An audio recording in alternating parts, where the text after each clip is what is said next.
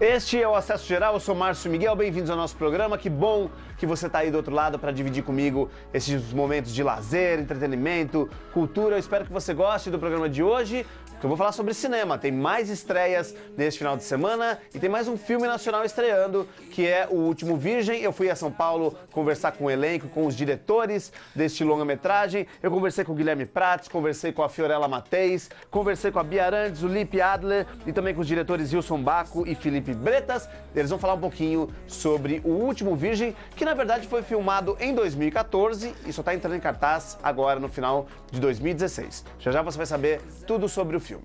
E ainda hoje o programa encerra com uma participação especial muito bonita e importante, que é Paula Toller. Amanhã a cantora estará em Jundiaí para fazer um show junto com o Nando Reis. Vai ser um fim de tarde muito bonito aqui na cidade. Então, daqui a pouco eu vou falar sobre este evento e aí a gente encerra o programa belíssimamente com Paula Toller. Mas antes, vamos começar o programa nos divertindo. Um grande besterol, O Último Virgem, que está entrando em cartaz em todo o Brasil. Aqui em Jundiaí também, em vários horários, você pode escolher qual quer assistir.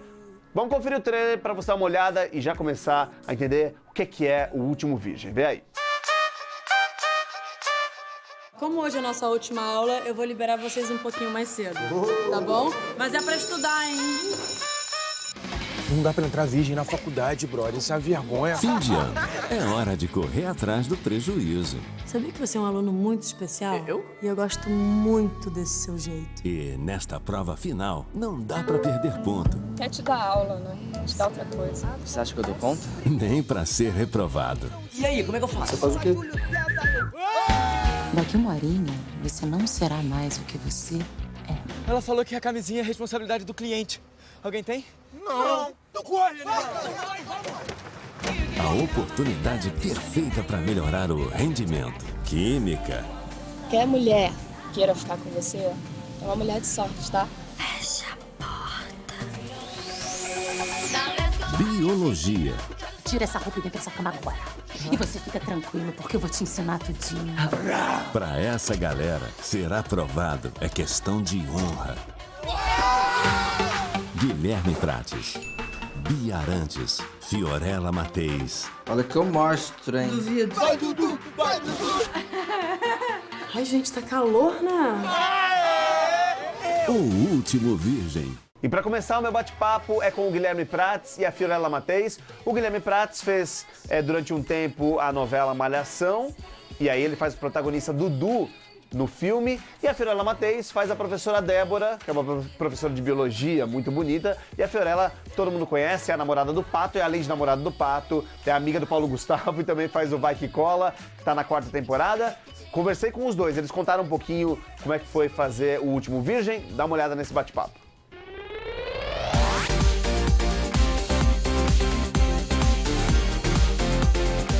Guilherme e Fiorella, vamos falar de O Último Virgem. Primeiro eu preciso falar, meu sonho era ter uma professora como você, Fiorella, sério. O seu também, Guilherme, ou não? Você teve alguma professora como Débora, por exemplo? E a gente tava falando sobre isso, que a gente sempre tem, mas eu acho que nunca um específico. Se fosse, por exemplo, a Fiorella, eu lembraria, falaria aqui, mandaria um beijo pra ela agora. Mas não teve nenhuma em específico, mas eu acho que a gente sempre passa por isso na vida, assim.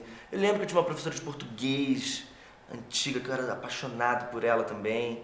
E aí não é só no aspecto físico também, né? Sim, acaba que claro. você De é uma admiração, pessoa que né? você admira e Te que inspira. Exatamente. Sim, professoras, eu amo todas vocês que passaram pela minha vida, mas estamos, né? Enfim, é uma comparação apenas aqui, nada demais, deixa pra lá.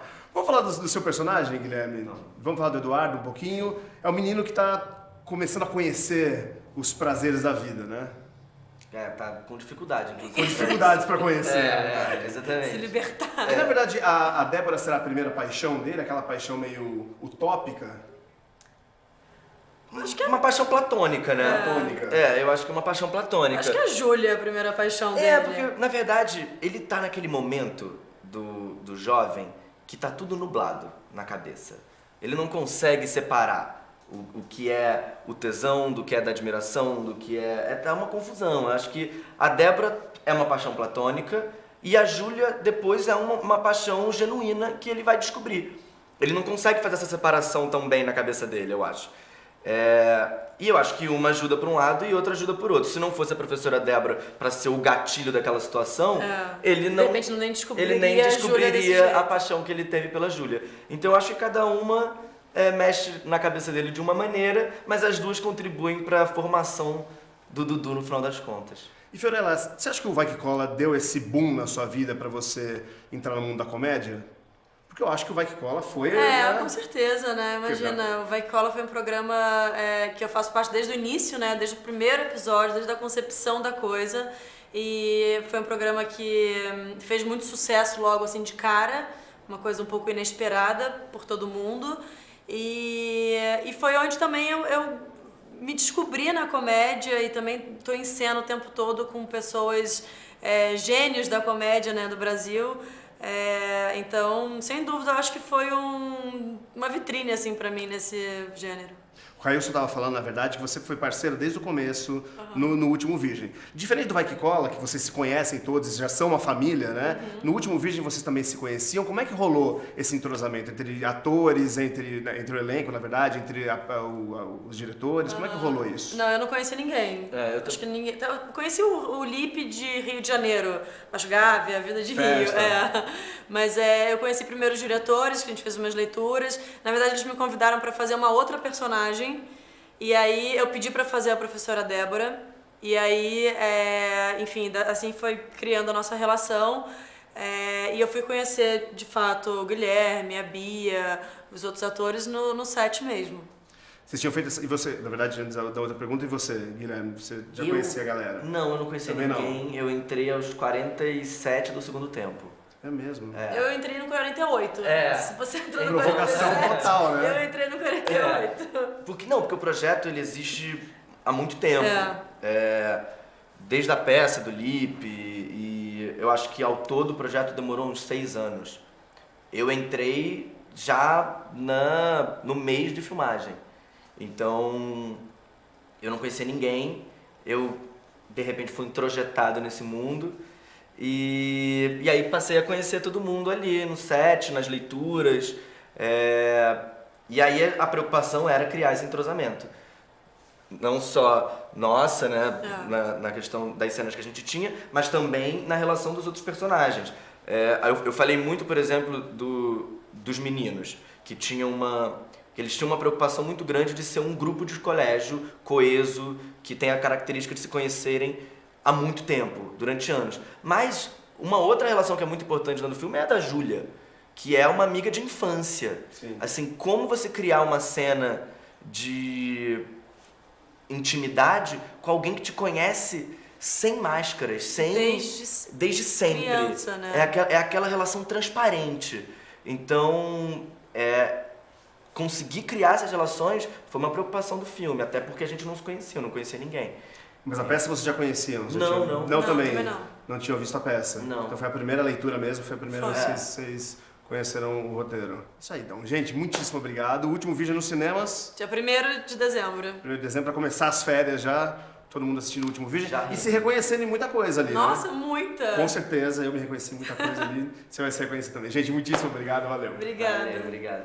E tem mais conversa sobre O Último Virgem. Eu conversei também com a Bia Arantes e com o Lipe Adler. O Lipe Adler, só para você entender um pouquinho, é o roteirista e foi quem escreveu a peça há muito tempo. Ele escreveu essa peça em 2006, que era O Último Virgem, fez um baita de um sucesso lá no Rio de Janeiro, sucesso de crítica, sucesso de público, e aí sim eles começaram a tentar pensar em levar para o cinema, demorou um tempo, mas então chegou aos cinemas. Ele vai contar um pouquinho como é que foi tudo isso. Então meu bate-papo com Bia, que é amiga de Dudu no filme, e com o Lipe Adler, que também é amigo do Dudu, ele faz o Escovo, os dois são amigos, aliás, amigos bem diferentes. Eu já começo a nossa conversa, o nosso bate-papo falando sobre isso. Vê aí como é que foi.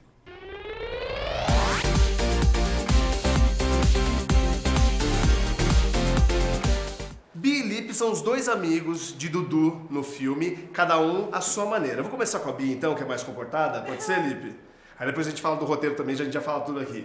Bia, fala da sua amizade com o Dudu então, que é uma amizade de infância, né? Sim, eu acho que a Júlia é uma menina com total quebra dessa coisa da menina princesa. Ela é amiga mesmo, meio moleque com o Dudu o tempo todo, eles se zoam o tempo todo. E ela usa, tipo, camiseta de banda, super largada. E achei super legal de ter essa melhor amiga nas minhas mãos. Você tem um amigo de infância assim também? Vixe, eu tenho alguns.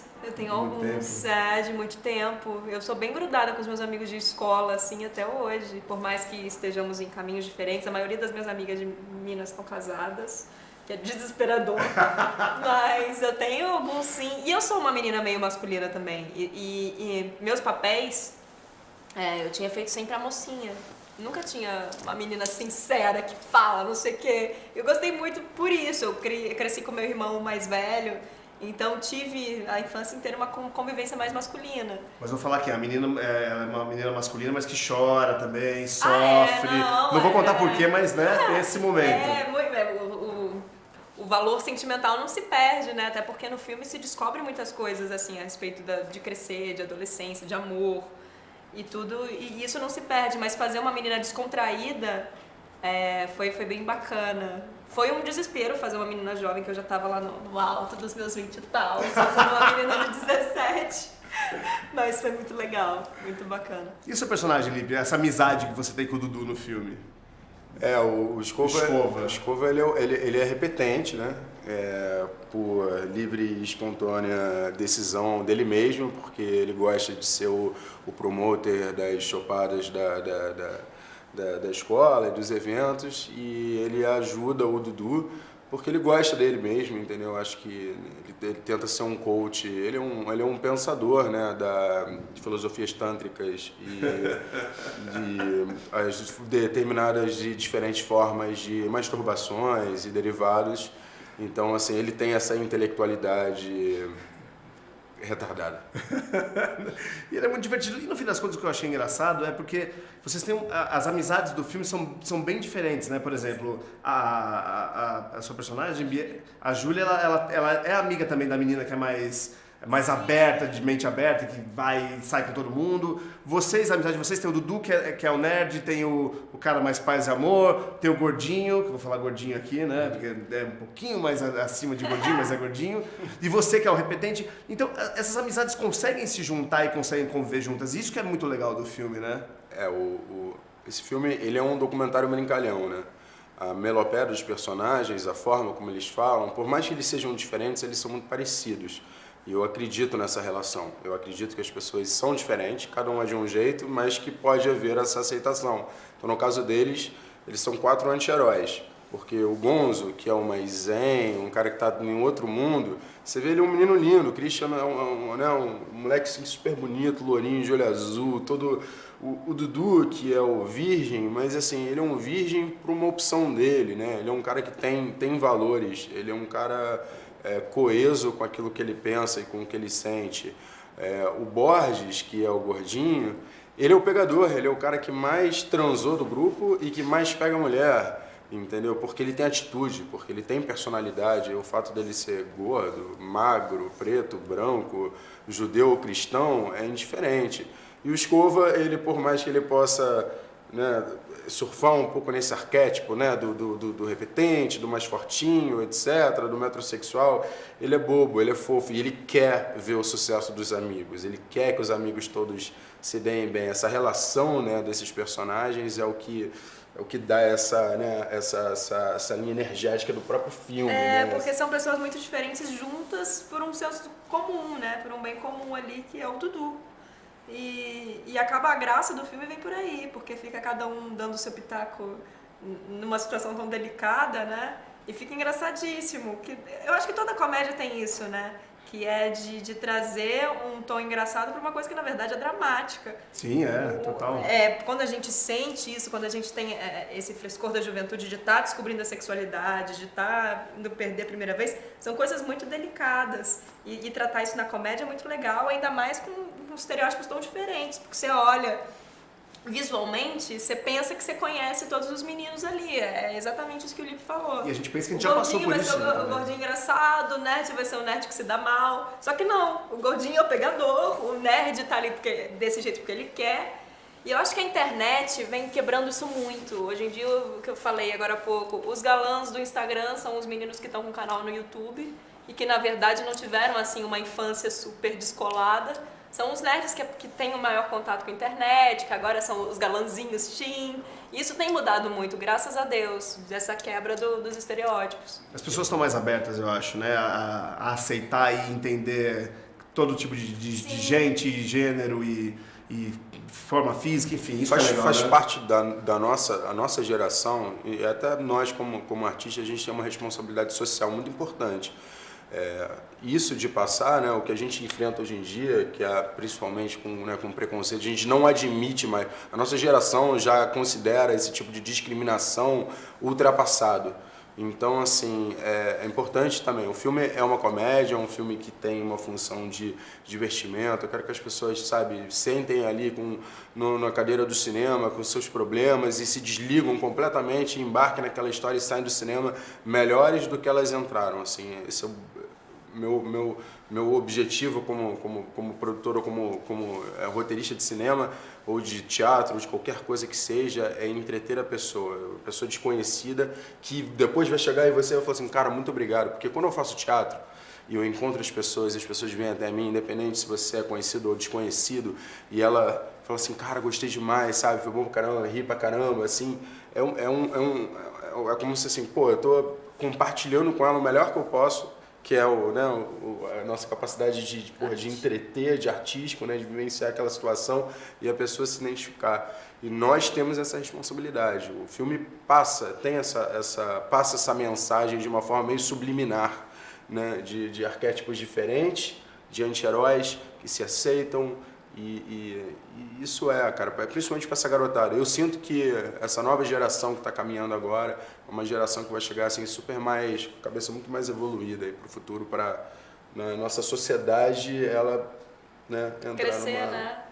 Isso é bom. Pessoal, né? Eu vou para um rápido intervalo, mas não saia daí. Hoje a gente está falando sobre O Último Virgem, filme que está em cartaz em todo o Brasil e tem o Guilherme Prates e a Fiorella Matheus no elenco. No próximo bloco eu converso com os diretores do filme e ainda tem Paula Toller encerrando o programa. Eu já volto.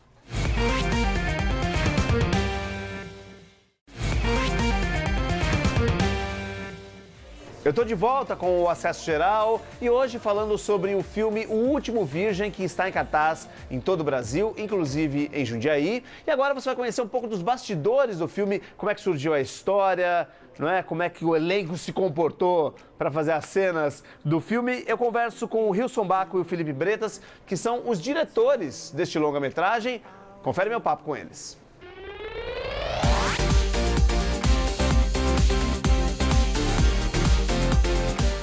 Hilson, Felipe, vamos falar um pouco de O Último Virgem. Na verdade, agora vai ser uma mistura de interior, de São Paulo, com os cariocas aqui. Então a gente vai fazer uma mistura, acho que bem boa, né? Pra falar do filme.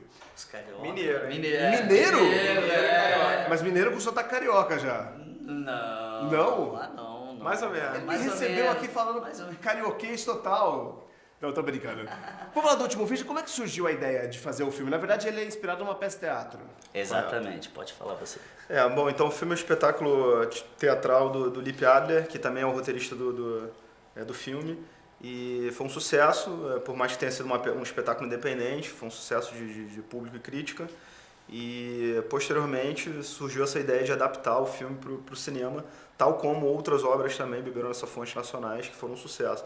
Então, por que não? Se o público gostou do espetáculo, se a obra tem essa temática que a gente quer atrair do público jovem, por que não transformar um espetáculo em filme? Óbvio que teve algumas mudanças, né, em toda a estrutura, mas sim, saiu do espetáculo para o cinema. Eu queria até saber um pouco dessas mudanças, né? O que é que muda de um roteiro de teatro para um roteiro de cinema? E se vocês tentaram colocar mais atualidades? Porque a peça é de quando? 2006. 2006, são 10 anos, né, de diferença.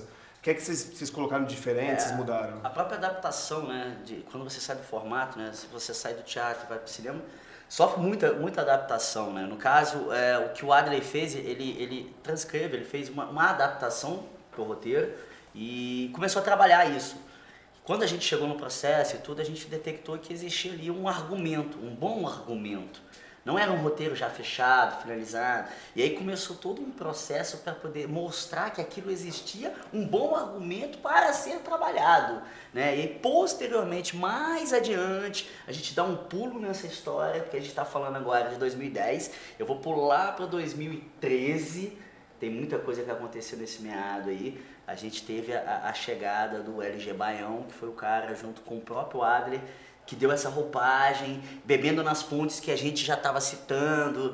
Não sei se você vai perguntar isso, mas... Já pode falar.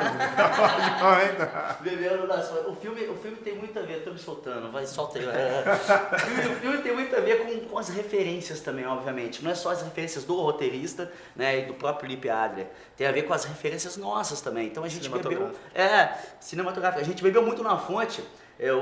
Por exemplo, filme de turma, né? Porra, a gente vai no American Graffiti, que é um filme lá de trás, que é turma. E aí, porra, a gente vai na década de 80, que é... Porques, picadinhas estudantis, sabe? Aí, que é bem isso mesmo, bem né? Isso. Eu ia, obviamente, falar American Pie, claro, sim, que é o mais recente desse tipo de filme. Né? Esse bebê, no caso, também a gente tem uma inspiração também no ritmo de aventura. Outra coisa também, diferença, acho que do teatro pro cinema, é que a gente tem muita participação especial no cinema. Que no teatro isso também talvez pela produção independente, se fosse uma peça gigante, com muito dinheiro de lei, talvez a gente conseguisse tantas participações. Mas no cinema a gente conseguiu, por exemplo, do André Ramiro, Werner Schulerman, Lisandra Tropa de Elite, Lisandra, Camilo Rodrigues. Cena Inicial.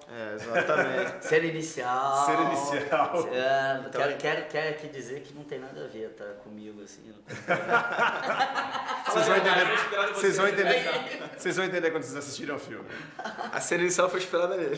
Foi inspirada em você? Não, tá maluco? Aqui, ó, foi nele ali.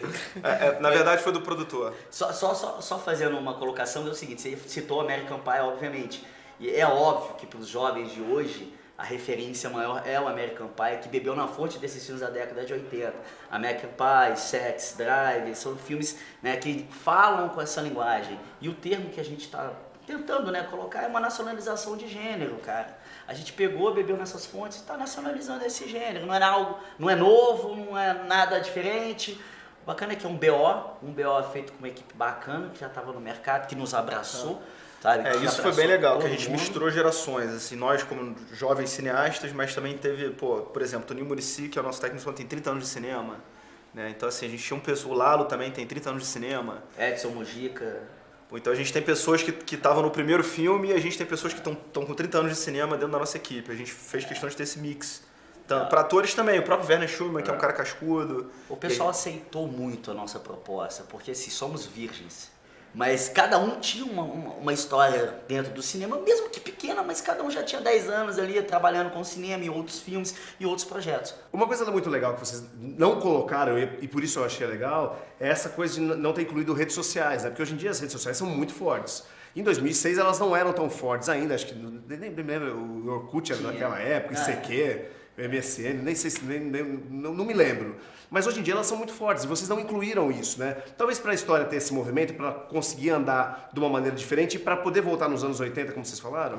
Na verdade, assim, vou confessar, tinha algumas coisinhas de mídia social que a gente tinha pensado em colocar, e aí na época saiu um filme, enfim, a gente meio que cortou por causa de orçamento também, e a gente chegou num consenso muito interessante para não datar o filme, né? Porque a todo momento surge uma mídia, e a gente, cara, a gente acreditou numa ideia, a gente cresceu essa ideia, a gente meio que falou, cara, vamos juntos e vamos conseguir fazer. Só que a gente tava, né, a cada passo devagar, então a gente não sabia pra onde a gente ia, no sentido de, porra, vai sair. A gente acreditava, mas a gente não sabia. Então acho que inconscientemente a gente vetou uma ideia que a gente já tinha. Isso tá passado de forma sutil no filme, em alguns comentários, algumas cenas, vou postar na rede social e tal, mas não é o importante, entendeu? O importante do filme é a descoberta do protagonista, né? A descoberta dele nesse universo do amor, né? É uma saga, né, velho? Ele sai em busca de uma saga para poder solucionar uma questão, e aí o pano de fundo todo é o que todo mundo pensa, que na verdade, né, eu não posso falar, mas você cria alguma coisa e de repente você descobre um outro contexto também que é interessante. Eu acho que basicamente isso. E nós somos moradores do Rio, mas tem muita gente do São Paulo no filme também. galera de São Paulo em peso no filme também. Muito brasileiro no filme. Agora, para encerrar, eu preciso perguntar da presença da Fiorella. Vocês sempre pensaram na Fiorella para ser professora? Ah, com certeza foi um nome que estava na nossa mente. Estava na lista ali, ó, pá, com primeiro. certeza, porque a Fiorella é uma mulher linda, né? Gente boníssima, é uma pessoa muito agradável, e eu acho que assim, é o perfil da professora, né? Então, qual professor? Vocês já tiveram uma professora como Fiorella na vida de vocês? Pô, acho que é o sonho de todos os Eu fiquei tentando lembrar se eu já tinha uma professora... Posso? Desculpa minhas professoras, perdão, mas eu não me lembro de ter uma professora como Fiorella. Acho que nem a Fiorella... Eu vou te falar uma coisa, como Fiorella eu não sei, mas se você perguntar se alguém teve alguma professora chamada Érica, talvez você tenha algumas respostas. Érica? Brincadeira, tem aí algum nome assim, mas sendo muito honesta, se ela veio pra poder somar muito no filme, sabe, parceira desde o início, obviamente que um filme que tem 6 anos a gente tem que ser muito claro, óbvio que a gente pensou em outras até chegar, né, no contexto de conhecer a Fiorella, e quando a gente conheceu é impossível você não se apaixonar por uma professora, ainda mais chamando Fiorella, né, velho? Assim, ela veio, ela somou, ela é uma. E pra ela também era interessante porque também era um papel diferente do que ela tinha feito, né? Então, acho que foi interessante por todos os lados. Pra gente, de lançá-la num papel novo, e pra ela também de vivenciar uma oportunidade nova. E todo mundo vai ter uma surpresa no final com a professora Débora. Eita, gente, valeu. Obrigado. Essa foi minha dica de filme de hoje, O Último Virgem. Ó, na verdade, vou dar uma outra dica. Se você gosta de besterol, vá assistir. Se você não gosta, repense, tá? Não é todo mundo que gosta desse tipo de filme, desse estilo de filme. E é um filme bem pra molecada mesmo, tá? Então, já fica mais essa dica. Tem a dica do filme e tem a dica se você vai ou não assistir, tá bom? Eu encerro o programa de hoje com a Paula Toller, ela que se apresenta amanhã, junto com o Nando Reis, aqui em Jundiaí. Vai ser uma sunset, na verdade começa às 3 horas da tarde, os portões abrem lá do Parque da Uva às 3 horas da tarde. E aí tem o show então de Paula Toller e Nando Reis. Vamos torcer para não chover, né? Para ser um showzaço, para ser um show muito gostoso. A gente se encontra por lá. Eu também vou, a gente vai cantar muito, eu tô imaginando. Vai cantar Kid de Abelha, minha gente? Será que Paula Toller vai cantar Kid de Abelha? É isso que eu tô preocupado. Se ela não cantar, a gente faz o quê? Mas ela vai cantar sim. Paula Toller e Nando Reis estão lá no Parque da Uva amanhã, a partir das 3 horas da tarde. Os ingressos estarão sendo vendidos por lá também, tá bom? Agora sim, a gente encerra o programa com a loiríssima e lindíssima Paula Toller. Eu volto no próximo Acesso Geral, eu espero você. Um beijo, um abraço, até mais, tchau.